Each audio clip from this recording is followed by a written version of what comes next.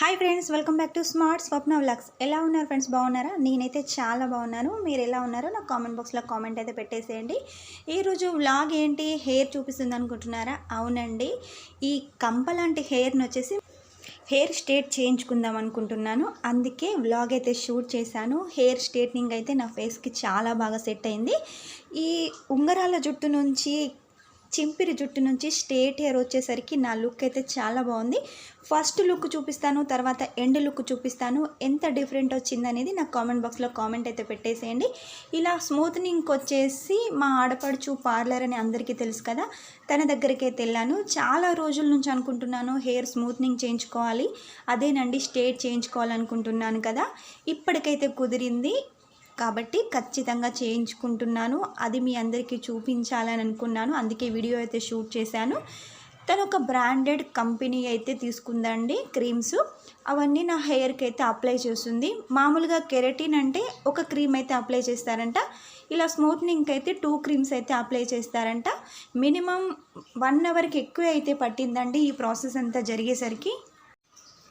నేనైతే నా హెయిర్ సన్నగా ఉంది, చేయించుకుంటే ఎలా ఉంటుందో, లుక్ ఎలా వస్తుందో అని చాలా భయపడ్డాను. కానీ లుక్ అయితే చాలా బాగుంది. పలచగా అయితే అస్సలు కనబడలేదు, నార్మల్గానే హెయిర్ అయితే ఉందండి. ఇలా స్మూత్నింగ్ చేయించుకున్నందుకైతే 2000 అయితే ఖర్చు అయింది. నాది నార్మల్ హెయిర్ కాబట్టి 2000 అయితే అయ్యింది. కొంచెం లావుగా ఉన్న వాళ్ళకైతే ఎక్కువగానే అవుతుంది. కాబట్టి హెయిర్ లెంత్ అలాగే మందం చూసైతే వాళ్ళు హెయిర్ స్ట్రేట్నింగ్ కానీ, స్మూత్నింగ్ కానీ, కెరటిన్ కానీ ఏదైనా చేస్తారు. నాది చాలా సన్నం ఉంది కాబట్టి ఇలా 2000 అయితే అయ్యింది. ఒక క్రీమ్ అప్లై చేసిన తర్వాత నన్ను ఒక అరగంట సేపు మెడ అటు ఇటు తిప్పకుండా కూర్చుండబెట్టింది. మెడలు అయితే చాలా నొప్పి పెట్టాయి. కాకపోతే కష్టం లేనిది మనకు ఫలితం రాదు కాబట్టి, హెయిర్ స్ట్రేట్ కావాలి అనే నా కల నెరవేరాలి కాబట్టి అలానే కూర్చున్నాను. హెయిర్ వాష్ చేసి వచ్చేసాము. హెయిర్ వాష్ చేసి వచ్చిన తర్వాత ఇదండి ఫస్ట్ లుక్ వచ్చేసి. ఇలా క్రీములు పెట్టి హెయిర్ వాష్ చేసిన తర్వాత స్ట్రేట్నింగ్ అయితే చేస్తారు. ఇలా హెయిర్ స్ట్రేటర్ తోటి స్ట్రేట్నింగ్ అయితే చేస్తారు. దీనికి కూడా వచ్చేసి ఒక అరగంట పైన అయితే పట్టింది. ఇలా హెయిర్ స్ట్రేట్ మొత్తం కంప్లీట్ అయిన తర్వాత ఇంకొక హెయిర్ క్రీమ్ అయితే అప్లై చేస్తుంది. ఆ తర్వాత కూడా ఒక అరగంట అయితే వెయిట్ చేశాను. ఆ తర్వాత ఫైనల్గా వాష్ చేసినట్టయితే నా లుక్ అయితే మీకు కనబడుతుంది.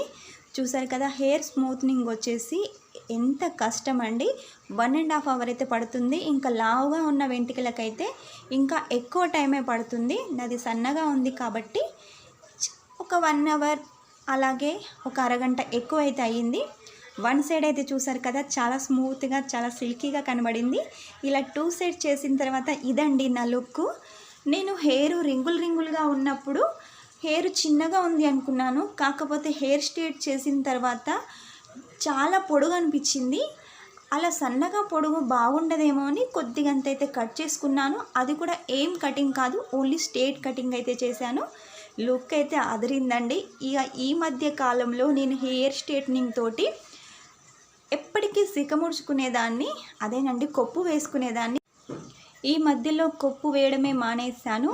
ఏమైనా రబ్బర్ పెట్టుకోవడం, క్లిప్ పెట్టుకోవడం, హెయిర్ లీవ్ చేసుకోవడం ఇదే ఉందండి. ఎందుకంటే స్మూత్నింగ్ చేయించుకున్నాను కదా, హెయిర్ స్ట్రేట్ ఫీలింగ్ అనుభవించాలని అలా అయితే చేస్తున్నాను.